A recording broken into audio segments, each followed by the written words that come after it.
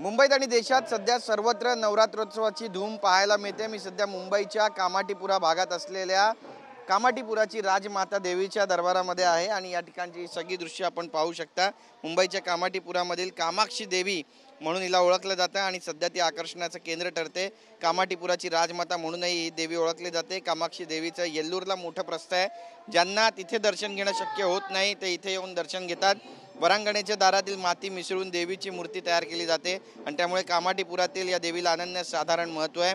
देवीच्या अंगावर आणि मुकुटात लाखोंचे हिरो जवाहरात आहेत, सोन्याचे दागिने आहेत। तसंच देवीच्या चेहऱ्यावरील हास्य आणि करुण भाव पाहून अगदी मन प्रसन्न होतं आणि त्यामुळे जे सगळे भक्त जे या ठिकाणी पोहोचलेले आहेत। आज पिवळा रंग आहे आणि इथले मंडळाचे जे सर्व आहेत भास्कर शेठ ते आपल्यासोबत आहे। आपण त्यांच्याशी बातचीत करणार आहोत। किती वर्षापासून ही परंपरा सुरू ठेवलेली आहे आणि कामाठीपुरासारख्या भागामध्ये ही देवी बसते, कामाक्षी देवी म्हणून ओळखली जाते, काय भावना आहे?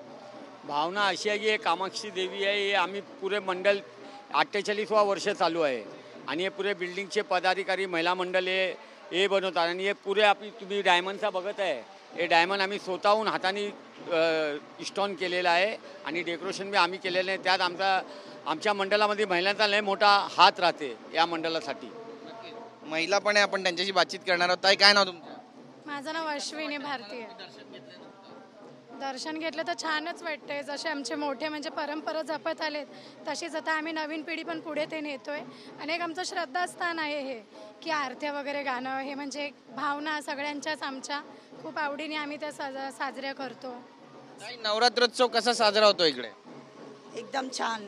आमच्या पोरांमुळे आम्हाला पण आनंद वाटते। पोरं लई मेहनत करतात आहे आमचे, त्यामुळे आम्हाला पण थोडं एन्जॉय पण भेटते। सगळ्या बायकांना वर्षाने 9 दिवस उतरतो आम्ही, पोरांमुळे छान वाटतं। मच्छी कंपनी या ठिकाणी आहे। दीदी, कसं वाटतं तुला? इथे नवरात्रोत्सव साजरा होतो, गरबा राजदांडिया केला जातो, जागर होतो देवीचा।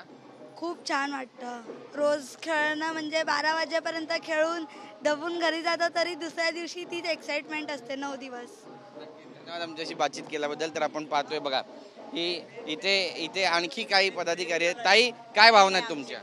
भावना म्हणजे असं बोलू नाही शकत कारण आम्ही नवरात्रीच फक्त आमच्या महिला आम्ही फक्त खाली आणू शकतो, बाकी सगळ्या घरी दिवसभर असतात।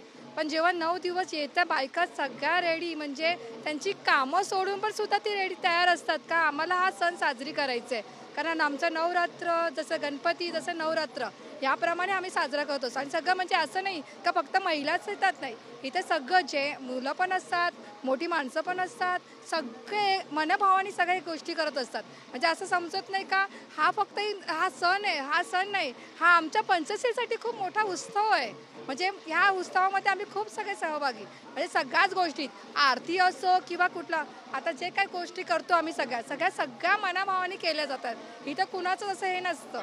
खरं सांगा, तुमच्या नवरदेवांचा यामध्ये किती सहभाग असतो, सहकार्य करतात? सगळ्यांच्या सगळे म्हणजे नवरे पाठवतात म्हणून बायका येतात ना। जर नवऱ्यानेच परवानगी नाही दिली तर बायका येऊ शकत नाही। 12 वाजेपर्यंत असतो, परत सकाळी उठून परत तयार होऊन आम्ही परत संध्याकाळी तयार होतो इथे यायला। म्हणजे असं बोलत नाही का तुम्ही खाली गेलात का आमचे हाल होतं असं कोण बोलत नाही। जातात आमच्या बायका करतात ना एन्जॉय। हा आज एक सण आहे की आम्ही येऊ शकतो आणि करू शकतो। आपण पाहतोय बघा, फेमिनिझम याला म्हणतात आणि महिलांचा सण आहे आणि महिलांकडून हा सगळा जागर केला जातो। त्यामुळे कामाठीपुराची जी देवी आहे ती प्रख्यात आहे आणि नवसाला पावणारी असं सुद्धा बोललं जातं। इथे सगळ्या मनोकामना पूर्ण होतात। एकंदरीतच संपूर्ण महाराष्ट्रात आणि विशेष करून मुंबईमध्ये नवरात्रोत्सवाची वेगळी धूम पाहायला मिळते। कॅमेरा पर्सन प्रेम मात्रेसह गिरीश गायकवाड, TV9 मराठी, मुंबई।